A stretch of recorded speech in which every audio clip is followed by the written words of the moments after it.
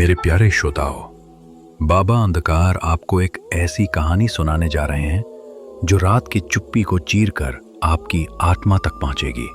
कभी सोचा है कि कोई मुर्दा भी वापस आ सकता है? आज हम जा रहे हैं शमशान घाट की उस अंतिम रात में। रहस्यमयी रात। उत्तर प्रदेश के गांव तलहेटा में एक बेहद डरावना शमशान घाट है जहां किसी को रात में जाने की इजाजत नहीं। गांव के रमेश चाचा का देहांत हुआ, पर रात में बारिश होने के कारण दाह संस्कार सुबह तक रोकना पड़ा। उनके बेटे अंशु ने जिद की, मैं रात में ही अंतिम क्रिया करूंगा, पिताजी की आत्मा भटकेगी नहीं। लोग, एक ट्रैक्टर, एक तिरपाल और रात के माजे बजे वे पहुंच गए शमशान में।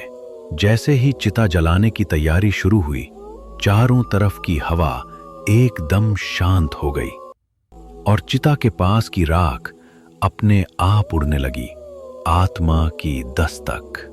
अंशु जैसे ही मुखाग्नि देने आगे बढ़ा, तभी एक आवाज आई, रुको। सबका दिल धक धक करने लगा। एक अध जली काया, अधमरा शरीर, रमेश चाचा की जैसी शक्ल, लेकिन सांस लेती हुई धीरे धीरे चिता से बाहर निकली। अंशु बेहोश हो गया। बाकी लोग चिल्ला उठे, ये क्या है? बाबा अंधकार बताते हैं, अधूरी इच्छा और अपमानित आत्मा कभी शांति नहीं पाती। रमेश चाचा की आत्मा को कुछ कहने का मौका नहीं मिला था। वो किसी को संदेश देना चाहती थी। अगले दिन गांव में हर घर के दरवाजे पर राख के निशान थे और सबने रात को एक जैसे सपने देखे। रमेश की आंखें घूरती हुई। अंतिम मुक्ति। गांव के पुजारी ने कहा, जब तक उनकी अधूरी बात पूरी नहीं होगी, उनकी आत्मा चिता से उठेगी बार बार। फिर हुआ एक विशेष तांत्रिक अनुष्ठान जहां बाबा अंधकार खुद पहुंचे। पूरे गांव ने मिलकर उनका अंतिम संदेश सुना, जिसमें उन्होंने अपने बेटे से सिर्फ एक माफी मांगी थी। माफी मिलते ही तेज हवाएं चलीं और चिता अपने आप जल उठी।